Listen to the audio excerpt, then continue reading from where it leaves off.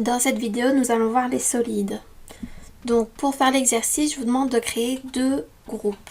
Donc, par exemple, vous allez réaliser un rectangle,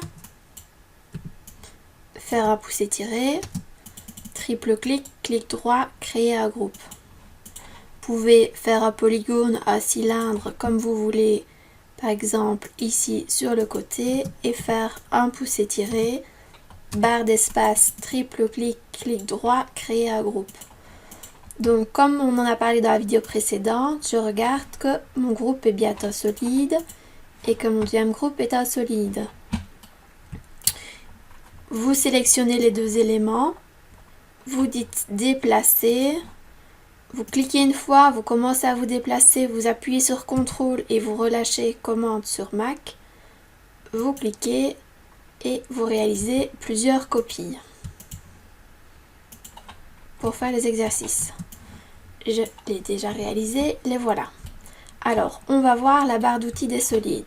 Je rappelle, clic droit sur n'importe quelle barre d'outils et je viens cocher solide.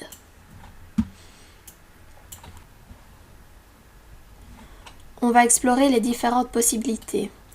Alors, si je regarde ma première pièce et que je regarde la première qui est intersection, il va me garder l'intersection entre mes deux pièces.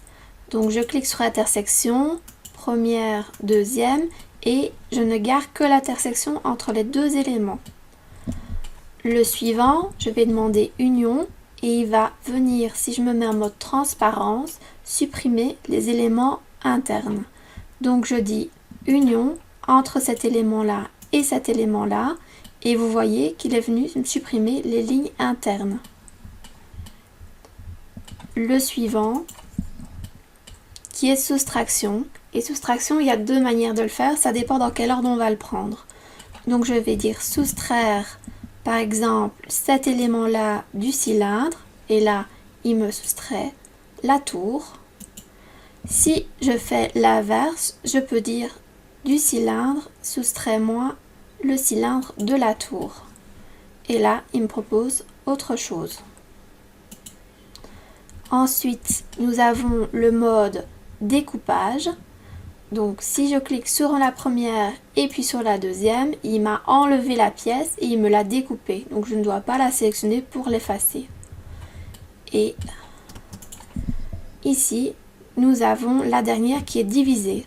Alors ça c'est pratique parce qu'il va garder les trois pièces. Donc je clique sur la première et puis sur la deuxième. Et là, il ne m'efface rien comme la précédente. Quand je les déplace, j'ai bien une pièce, deux pièces et puis trois pièces. Alors si je reviens sur mes deux premières, je vais juste vous montrer une différence quand je me mets en mode transparence. Donc ici, j'ai simplement un cylindre qui est percé avec un couvercle. Si je sélectionne les deux éléments et que je dis enveloppe externe, il va me supprimer l'intérieur. Et si je dis union, que je sélectionne les deux éléments et que je dis union, il va me garder l'intérieur. Donc ça, c'est deux différences. La barre des solides de SketchUp est vraiment quelque chose d'intéressant. À vous maintenant d'explorer les différentes possibilités.